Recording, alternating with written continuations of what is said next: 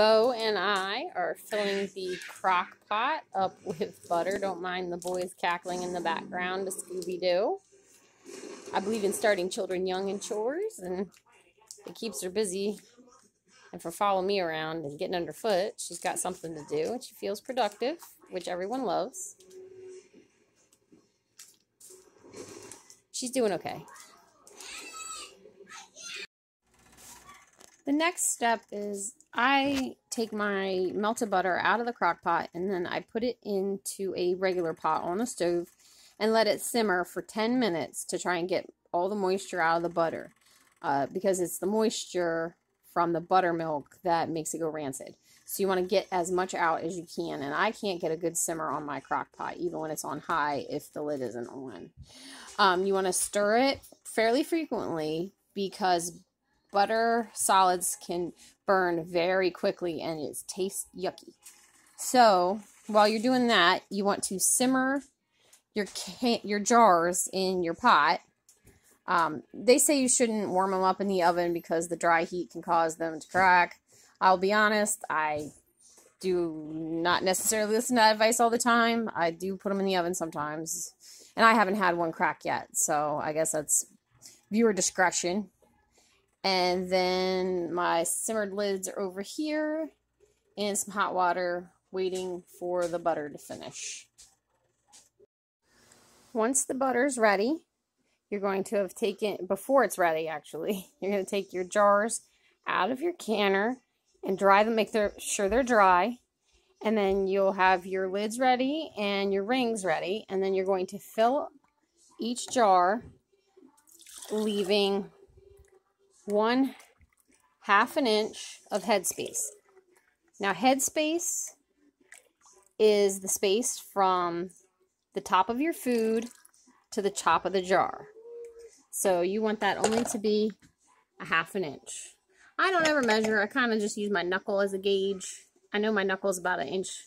So I actually leave probably a little extra just to be safe of headspace. And then you take your previously simmered lid and you put it on top. And then you screw down your ring. And then you put it in your canner using your jar lifter.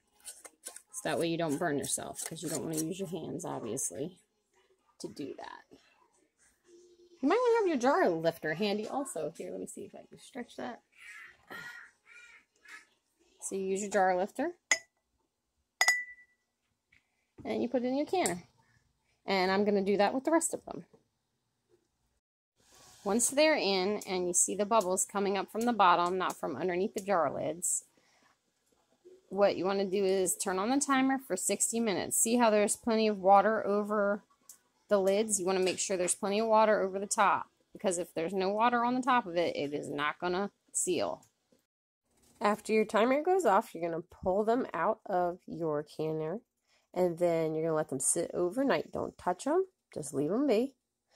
And don't be tempted to tighten the rings down. Just leave them alone. And make sure they're not in a breeze. Make sure your fan's off or whatever, because that can cause the glass to crack. So you just pull them off the next day. The rings. You unscrew the rings. Well, you try to unscrew the rings. There you go. It's hard to do that one-handed. And then you see there'll be a little, sometimes there gets a little schmutz. And you just wipe that off. And the lid will stay down. It'll be sucked down. I guess the word we want for that is concave. And it won't move. So your seal is good. And then you'll just label it with what it is and the date. Trust me on this, you want to label it with what it is and the date. I've often played the mystery game, what is this? Because I have not labeled jars. I'll remember what it is. No, you won't. Trust me. And that's how you can butter. It's pretty easy.